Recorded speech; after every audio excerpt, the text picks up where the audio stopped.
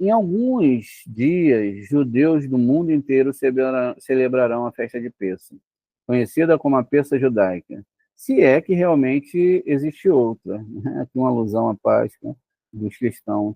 Nessa data, é comum as atividades missionárias se intensificarem. Uma das razões para isso é a crença de que a crucificação e ressurreição de Jesus ocorreu na Páscoa. Não só isso, mas também muitos cristãos alegam que a Páscoa é judaica, né? Nada mais é do que uma alusão ao sacrifício de Jesus, que aconteceria milênios depois. Todo mundo conhece a famosa pintura de Leonardo da Vinci, da Última Ceia, e se perguntarmos a qualquer cristão o que Jesus e seus discípulos estão fazendo nessa cena, todos dirão, é o cedo de Pêssego, é a Páscoa. Jesus está comemorando a festa de Pêssego como seus discípulos e anunciando que sua morte se aproxima. Se aproxima. Aqui encontramos um conflito interessante. Sabemos que Deus nos deu a ordem, nos ordena a Torá a celebrar a festa de Pêssego na noite do dia 15 do mês de Nissan. No primeiro mês, aos 14 dias do mês, pela tarde, é Pêssego para o Eterno. E aos 15 dias desse mês é a festa dos pães ázimos do Eterno. 7 dias comereis pães ázimos. Levítico 23, 5 e 6. De acordo com a Torá, no dia 14 à tarde, cada um do povo judeu deveria sacrificar um cordeiro ou um cabrito para ser comido na primeira noite de Pêssego do dia 15. Veja no Shemote 12. Lembrando que a primeira noite de Pêssego começa ao anoitecer do dia 14 de Nissan, entrando então no dia 15, de acordo com os evangelhos sinóticos, Mateus, Marcos e Lucas, foi nessa noite que Jesus fez sua última refeição. Vejamos. No primeiro dia da festa dos pães ázimos, os discípulos dirigiram-se a Jesus e lhe perguntaram: onde queres que preparemos a refeição de Pêssego? O mestre diz: o meu tempo está próximo. Vou celebrar Pêssego com um discípulo em sua casa. Os discípulos fizeram como Jesus os havia instruído e prepararam Pêssego ao anoitecer. Jesus estava reclinado à mesa com os 12, né? Isso é Mateus 26, 17 e 20. E no primeiro dia dos pães ázimos, quando sacrificavam a peça, disseram-lhe os discípulos: aonde querem que vamos fazer os preparativos para comer a peça? E, saindo ali aos seus discípulos, foram às cidades e acharam como lhe tinha dito, e prepararam peça. A chegada da tarde foi com os 12, e quando estavam assentados a comer, né, isso é Marcos 14, 12 e 18, chegou, porém, o dia dos pães ázimos, em que importava, né, aqui já é outra versão, a gente leu uma primeira aqui, não é? E aqui vai chegar agora a versão de Lucas 7,15. Chegaram, porém, os dias dos ázimos, em que estavam a sacrificar um peça, e mandou Pedro e a João, dizendo: ide, preparai a peça para que comamos. E indo, eles acharam como lhe convinha sido dito. E prepararam a peça, e chegada a hora, pôs à mesa, e com eles os 12 apóstolos, e disse-lhe: desejei muito comer convosco essa peça, antes que padeça. Lucas 22, 7, 15. De acordo com esses 3 livros, após celebrarem Pêssego, Jesus é capturado e levado a julgamento no dia seguinte. Jesus é condenado e crucificado, morrendo pouco antes de anoitecer. Mas tem alguém que discorda dessa história. ninguém menos do que o autor do quarto evangelho, João. O autor do livro de João tinha outros planos. Sua intenção era descrever a morte de Jesus como um sacrifício de expiação pelo pecado da humanidade. Sendo assim, ele decidiu então comparar Jesus com o sacrifício de Pêssah, ou melhor, o cordeiro de Pêssah. No começo do seu livro, veja como ele descreve o encontro entre João Batista e Jesus. No dia seguinte, João Batista viu Jesus que vinha para ele e disse: Eis o Cordeiro de Deus que tira o pecado do mundo. João 1,29. Veja agora os detalhes sobre a morte de Jesus em João, que não consta nos outros livros. Para apressar a morte dos crucificados, os romanos quebravam as pernas e condenando-os, acelerando assim o sufocamento. Mas, como um deles, isso não aconteceu, né? Pois, os soldados, na verdade, quebraram as pernas ao primeiro e ao outro, como eles foram crucificados, mas vendo a Jesus e vendo-lhe morto, não lhe quebraram as pernas, porque isso aconteceu para se cumprir-se as escrituras que diz: nenhum dos seus ossos será quebrado. Também está em João 32, 36, do 32 ao 36. Essa profecia citada, na verdade, não é profecia, e sim uma das leis sobre sacrifício de Pêssah, onde nenhum dos ossos poderiam ser quebrados. Não era uma profecia.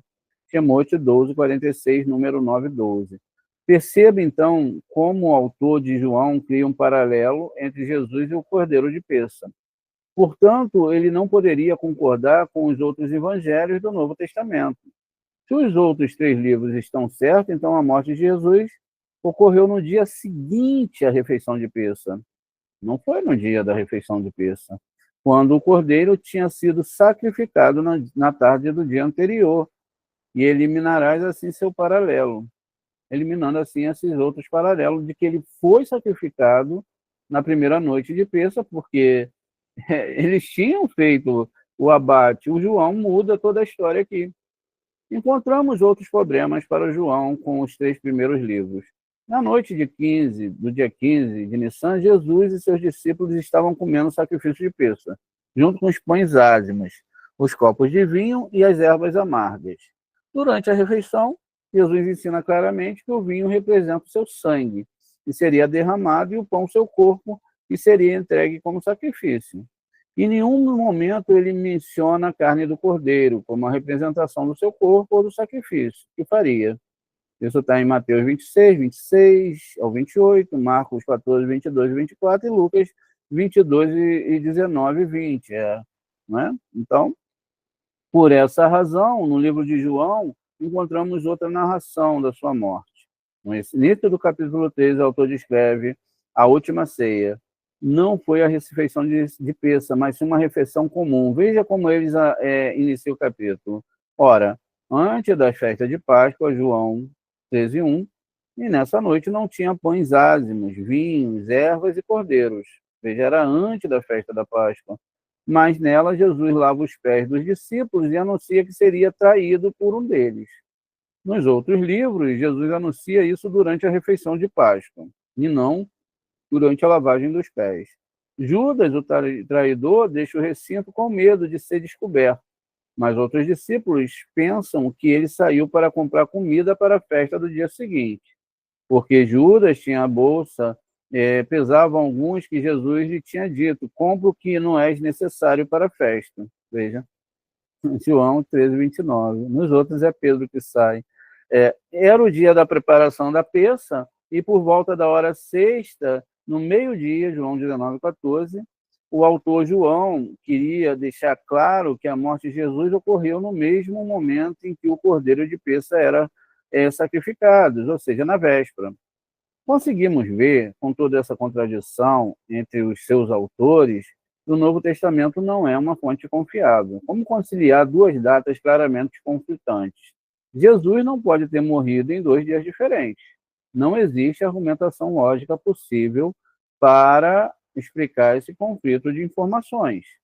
O importante é observar que em nenhum momento a Torá descreve o sacrifício de Pêssah como sacrifício de expiação por pecado.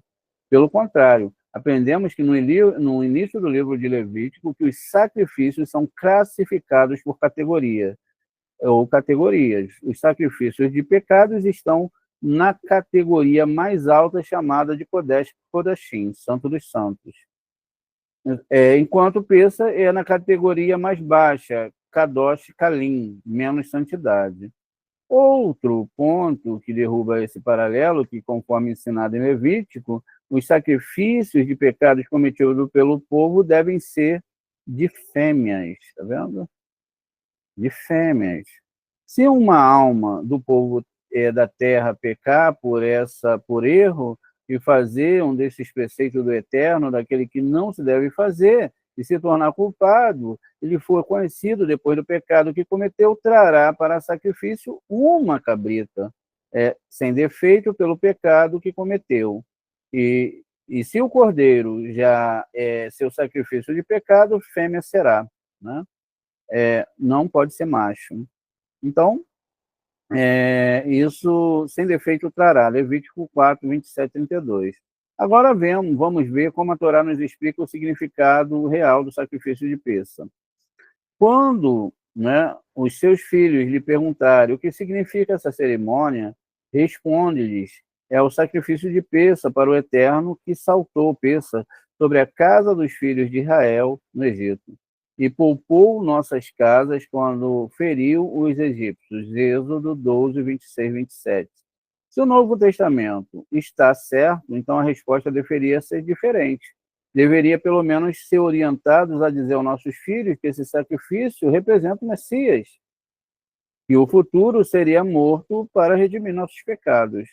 Sabemos também que em Levítico 16, a Torá nos ensina o dia em que se trazia o sacrifício de expiação do pecado para o Yom Kippur. Era o dia da expiação, e não Peça. Peça não tem nenhuma relação à expiação de pecados, mas sim Yom Kippur. Mas vemos logo, no primeiro livro da Torá, como um dos nossos patriarcas anuncia o sacrifício de Peça, quando Isaac é levado para ser entregue como oferta de elevação. Ele pergunta: então falou Isaac a Abraão, seu pai, e disse: meu pai. E ele disse: eis que aqui, meu filho. Ele disse: eis aqui o fogo e a lenha. Onde está o cordeiro? Para a oferta da elevação. Ele disse: eis aqui o fogo e a lenha. Onde está o cordeiro? Para a sua oferta de elevação. E disse: Abraão, Deus proverá para o cordeiro. Para a oferta de elevação, meu filho, assim caminharam ambos juntos. Então levantou-se Abraão em seus olhos e olhou, e um carneiro dele atravado e seus chifres num mato. E foi Abraão e tomou o carneiro e ofereceu um holocausto no lugar do seu filho. Gênesis 22, 7 ao 13. Repare que Isaac pergunta sobre o cordeiro, e Deus lhe entrega um carneiro. Nosso sábio explica que o cordeiro a que Abraão se refere, quando disse Deus proverá para si um cordeiro, esse é o cordeiro de Peça, que aconteceria na saída do Egito. Da mesma forma que Abraão passou por um grande teste ao levar o seu filho, assim também o povo judeu seria testado ao sacrificar o deus egípcio, que é um cordeiro, como a gente já viu, né? Então, existe um deus egípcio com o rosto de cordeiro. Vamos ver aqui, só para a gente trazer mais informações aqui, ó. Tá aqui, ó. Tá vendo ele aqui, ó? Ele é bem claro, né? Bem conhecido, tá vendo? Tá ele aí, ó. É Quenubis, né? Então, Quenubis é esse deus com cara de carneiro, ó. Então, o sacrifício lá da relação da Peça era uma ofensa aos egípcios, até porque quando os patriarcas, os irmãos de Yosef vão para o Egito, eles têm que botar numa cidade, eles têm que ser colocados numa cidade separada, porque e eles se tornaram pastores, etc., porque eles sacrificavam os animais para alimentação, né? Então, para os egípcios, isso era horrível, era o deus deles, entendeu? E, enfim, e fazer isso, né, ó, o cordeiro, e fazer isso explicitamente, sem temer os egípcios, espalhando sangue pelas portas, para todos verem aqueles que passaram no teste e mereceram a redenção. Veja, existe a força espiritual aí dos egípcios, né? Que sejamos nós também merecedores da redenção e que esse Peça seja celebrado em Jerusalém com o verdadeiro Messias, né? E aí fica aqui, né, A gente, com mais uma boa informação, tem que se dar mais uma estudada aí para pegar bem lá o contexto, mas ficou claro aí que não coaduna as informações, né? E esse foi mais um estudo tirado lá do site Judeus para o Judaísmo, e que é muito bonito para que as pessoas possam pensar.